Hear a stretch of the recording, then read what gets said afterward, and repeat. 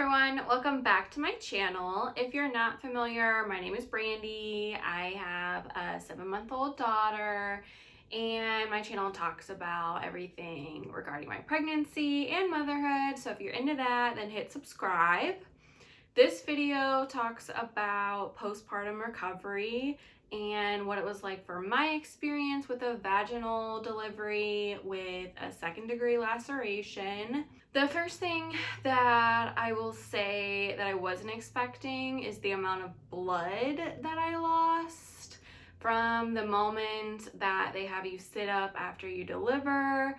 I just felt like I pissed my pants. And it wasn't a good feeling because it wasn't pee, even though that's not a good feeling either. But it was just this giant lake of blood that comes out, and over the 2 weeks, I bled for 2.5 weeks. And over that span, it was just crazy, the amount of blood that comes from your body. I'm not a squeamish person or anything like that, and when I would look at it, when I would go to the bathroom, like I would feel like lightheaded. I was probably anemic at that point, but it was a lot of blood, and I wasn't prepared for that. They said it was like a heavy period, but never in my life have I ever had a period like that, ever. And there was just nothing you could really do about it.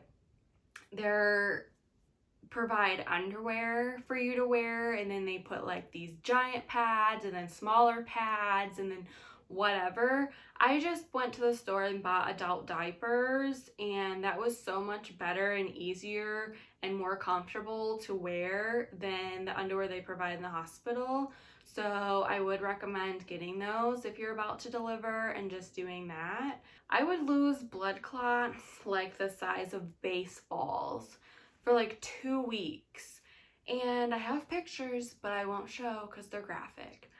But it was just very harsh on your body to lose that much blood.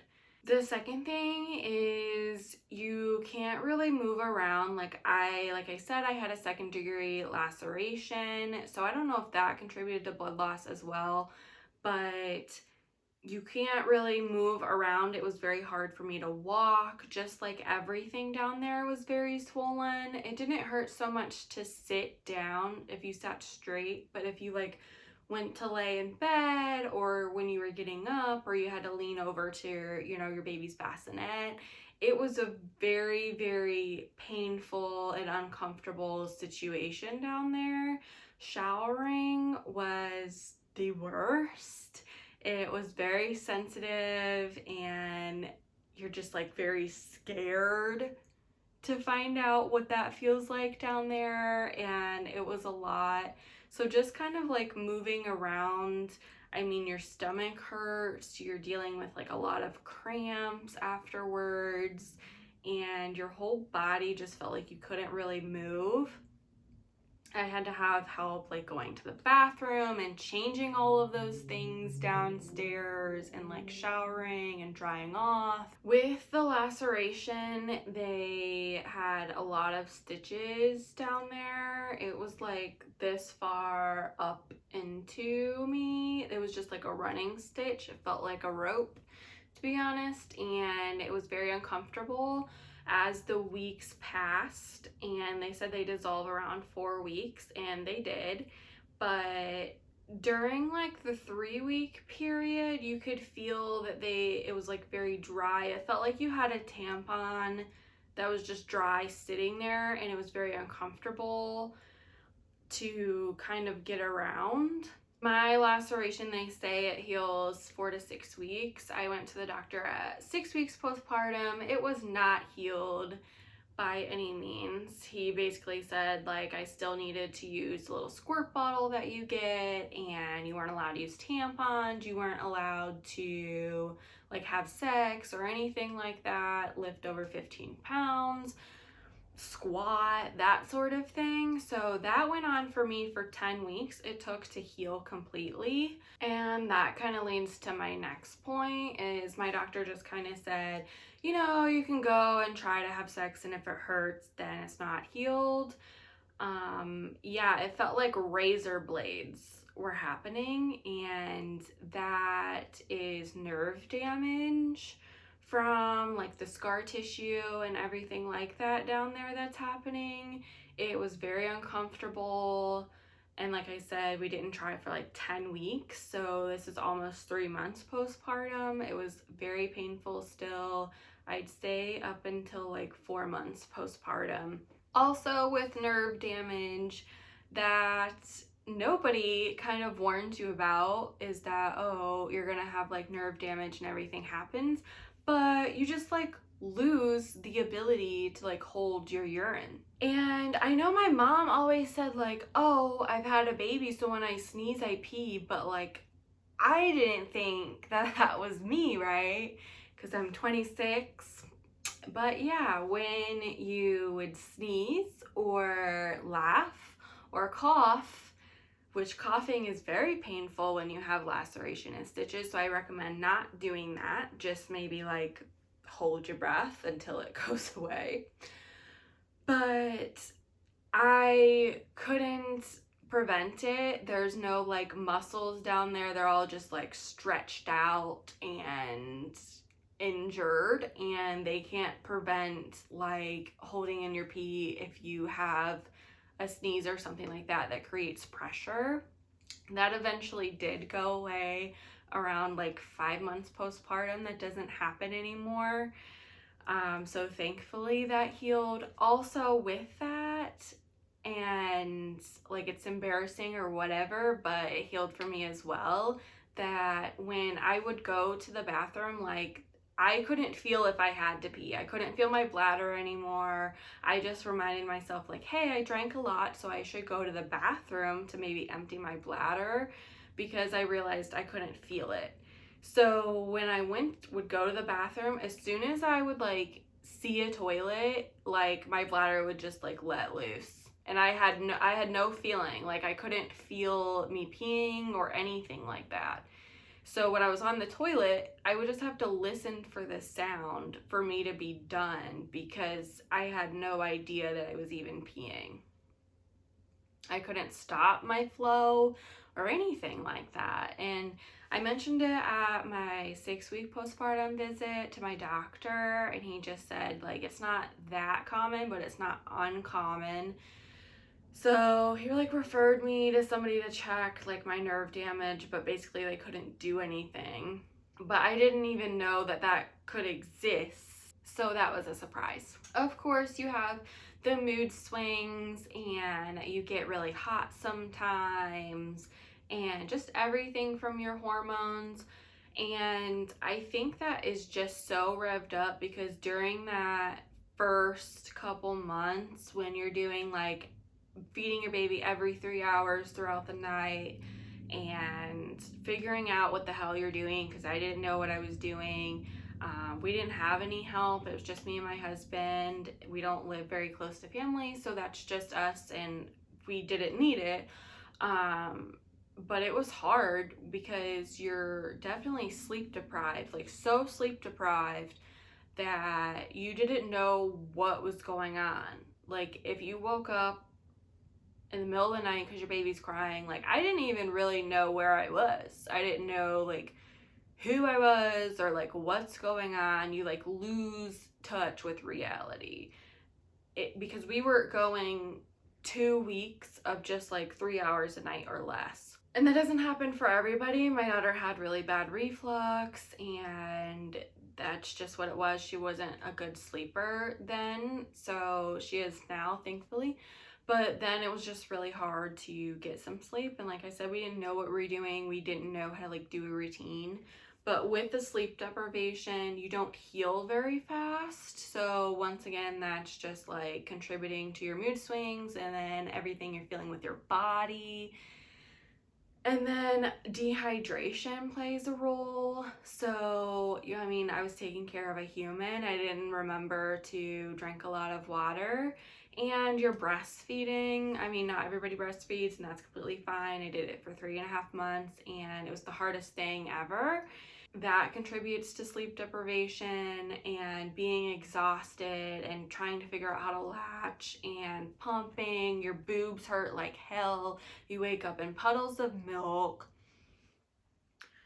All of that, when you go to breastfeeding class, they don't explain that to you, and that's really what breastfeeding looks like. And I'm gonna make a whole video on that itself because I dealt with so many struggles. I mean, your nipples bleed and everything like that, and it's just extremely hard. That played a huge role into, like I said, the emotions and the healing of your body physically and whether you can get sleep or not. Everything just kind of goes together, and it's extremely hard. About a week after delivering, I had postpartum edema. So I didn't have any swelling, anything, my feet, nothing during pregnancy, but a week after I delivered, my legs and feet, ankles, they would completely swell. If I would stand on my legs for like any amount of time at all. I remember my daughter was 4 days old. We had to take her to the emergency room for her jaundice.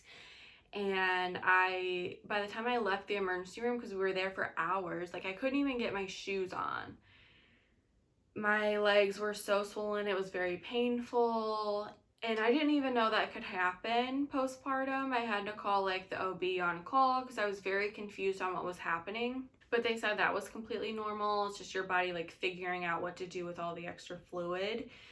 And it went away, I would say, after about 7 days of having it. So between like 4 days postpartum and then between like day 12, it went away. So that got better, but that just contributes to like being immobile, like you can't get around because your legs are balloons. Another thing that I experienced was postpartum thyroiditis. I lost all of the weight that I gained during pregnancy, which was 28 pounds, by 2 weeks postpartum. Like it just flew off and it was gone, and that was it. I was super hungry, which is another part of breastfeeding and everything like that. You're super hungry and you want to eat everything. 5 weeks postpartum, I just started gaining weight like crazy. I had a lot of mood swings. I just felt like I had the symptoms of bipolar, but I'm not bipolar. And I was experiencing low blood sugar to the point that I would just fall on the ground and like have to crawl to find something to eat and like drink to fix it. Yeah, it was very crazy at that point. So I went to the doctor.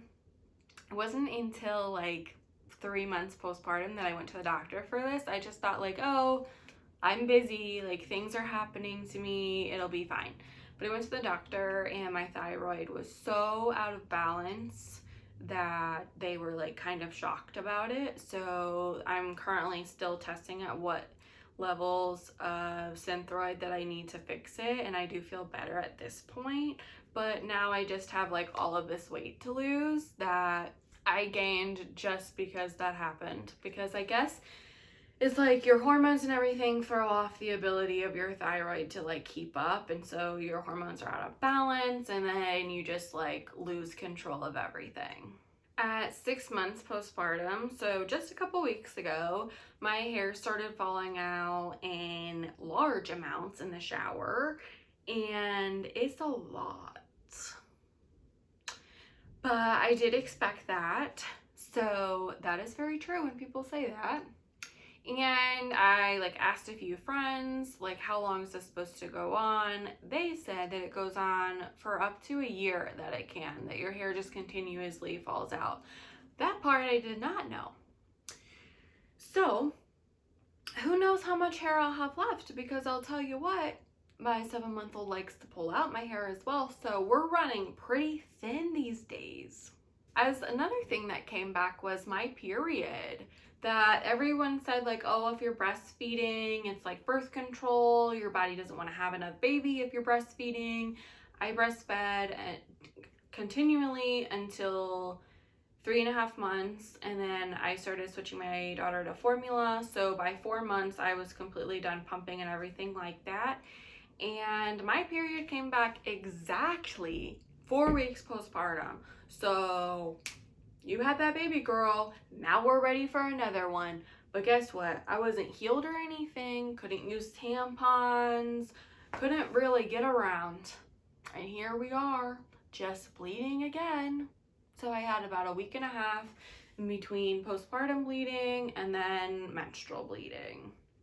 Something that I didn't know about postpartum and breastfeeding was how bad the contractions hurt afterwards. So every time you breastfeed, your uterus is contracting, and that's what helps it like shrink smaller, but it hurts like the first part of labor. It feels like that, and it felt like that for about the first 3 weeks of breastfeeding. Every time that I would go to feed her, you would just feel like contractions, and it would hurt pretty bad. Along with that area with the uterus, I felt like a lot of pressure, and it would kind of hurt if I laid on my stomach for the first couple weeks. It just felt like, you know, something traumatic happened, which it did. I mean, if you've seen your placenta, it's like this freaking big, and it just ripped a freaking wall off of your uterus. So it's like an open wound. So I did feel that. I just felt like it was kind of puffy and sensitive if I laid there, or if my pants like touched that area. Something that I experienced, and as well as my friend that gave birth 3 weeks after me. So I would think that it's a normal thing. I mean, if both of us experienced it, was that about around 2 to 3 weeks postpartum, every evening I would get this wave of sadness, and I'm not going to call it depression because it didn't like stop me from doing my daily activities. I wasn't like immobilized. It wasn't that sort of thing. It didn't hinder me. I just felt kind of sad. And it was like this wave of like feeling like the daytime has ended, you know, that you experienced all of it, and you're kind of sad that it's over, but then you're kind of sad that you're going into nighttime feeds because you know that you're not going to sleep. And that's the hardest part for me and my husband, was the nighttime feeds, because we would just be up until like 5 in the morning. So it's just kind of like that, all of that wrapped in together. And I would say that it just was like a wave of sadness that lasted about 30 to 40 minutes every evening around 6. That went away for me around 6 weeks postpartum. So it lasted for about 3 to 4 weeks, that every evening I would kind of feel this wave of sadness. I think that's everything that I wanted to cover with postpartum recovery. There's many things that I discussed I did not know, and I don't really know of anybody else that experienced them. So if that makes you feel more comfortable, if you're experiencing it, then I'm truly happy that you found this video and we were able to connect that way. The first month of postpartum recovery was the hardest thing that I ever did in my entire life. Not, you know, being pregnant or giving birth, but like that first month, it was extremely difficult. And I look back and just think, wow, like that was so tough, and we got through so much. And I'm thankful that my husband was there, because it was extremely hard. So reach out if you don't have support from somebody that has went through something similar. I do have a Facebook support group that I started. It's called Mothers Supporting Mothers. We Need Help.